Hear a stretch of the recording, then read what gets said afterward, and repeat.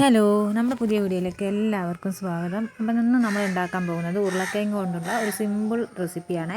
അപ്പോൾ ഇതിനായിട്ട് ഉരുളക്കിഴങ്ങ് ഇങ്ങനെ ചെറുതാക്കി മുറിച്ചിട്ട് വെള്ളത്തിലിട്ട് വെച്ചിട്ടുണ്ട്. നമ്മൾ അധികം സാധനങ്ങളൊന്നും ആവശ്യമില്ല ഇതിലേക്ക്. നമ്മുടെ വീട്ടിൽ തന്നെ അടുക്കളയിൽ തന്നെ ഉണ്ടാകുന്ന ചെറിയ ചെറിയ സംഗതികളൊക്കെ മതി.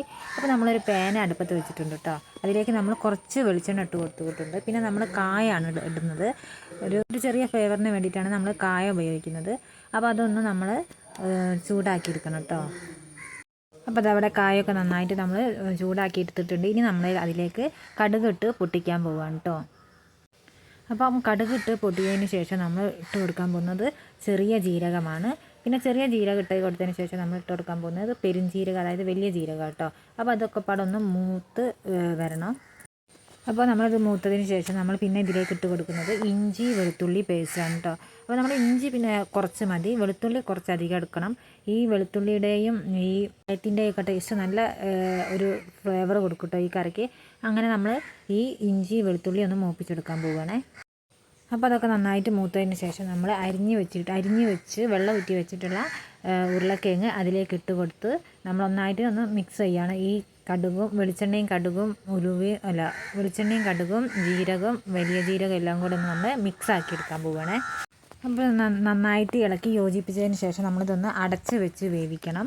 ഇത് നമ്മൾ സെപ്പറേറ്റ് ആയിട്ട് ഉരുളക്കിഴങ്ങ് വേവിക്കുന്നില്ല, ഇങ്ങനെ ചെറിയ തീയിലിട്ടിട്ട് ഒരു 3/4 ഭാഗം വേവിച്ചെടുക്കുകയാണ് ചെയ്യുന്നത്. അപ്പോൾ അത് നമ്മൾ വേവിക്കുന്നതിനനുസരിച്ച് തന്നെ നമ്മൾ ഇടയ്ക്കിടയ്ക്കൊന്ന് തുറന്ന് നോക്കി ഒന്ന് ഇളക്കി ഇട്ട് കൊടുക്കണം.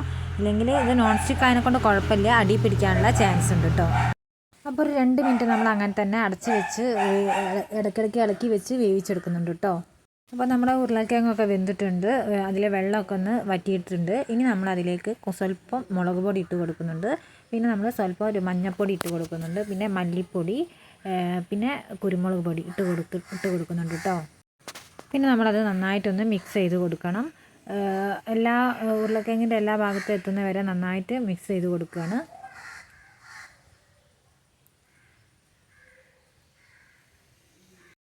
പിന്നെ നമ്മളത് മിക്സ് ആക്കിയതിന് ശേഷം നന്നായി എല്ലാം മിക്സ് ആയതിനു ശേഷം നമ്മളതൊന്ന് അടച്ച് വെച്ച് ഒന്നുകൂടെ അതിൻ്റെ മുളക് പൊടി മഞ്ഞൾപ്പൊടിയൊക്കെ ഒന്ന് പിടിക്കാൻ ഒരു 2 മിനിറ്റ് ഒന്നുകൂടെ കുക്ക് ചെയ്യാൻ കേട്ടോ. അതിന് ശേഷം നമ്മൾ അതിലേക്ക് കരിവേപ്പിലിട്ട് കൊടുക്കണം കേട്ടോ. പിന്നെ അതെല്ലാം പാടെ ഇറക്കി കൂട്ടി നമ്മളൊന്നും കൂടെ മൂടി വെക്കുകയാണ്. അപ്പോൾ അത് നമ്മുടെ അടിപൊളി ഉരുളക്കിഴങ്ങ് ഫ്രൈ ഇവിടെ റെഡി ആയിട്ടുണ്ട്. ഇതിൽ നമ്മൾ പ്രത്യേകിച്ച് യാതൊരു സംഗതികളും ചേർക്കുന്നില്ല. വീട്ടിൽ നിത്യം ഉപയോഗിക്കുന്ന വെളുത്തുള്ളി, ഇഞ്ചി, മുളക് പൊടി, മഞ്ഞൾപ്പൊടി, മല്ലിപ്പൊടി അങ്ങനെയുള്ള ഇത് മാത്രമേ നമ്മൾ ഉപയോഗിക്കുന്നുള്ളൂ. അല്ലാതെ പുറമേ കളർ ഒന്നും ചേർക്കുന്നില്ല. സിമ്പിളായിട്ട് നമുക്ക് വീട്ടിൽ തന്നെ ഉണ്ടാക്കാം.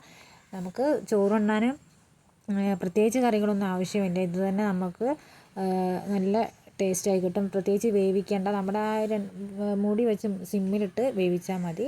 അപ്പോൾ ഇത്രയൊക്കെ ഉള്ളൂ. Thank you.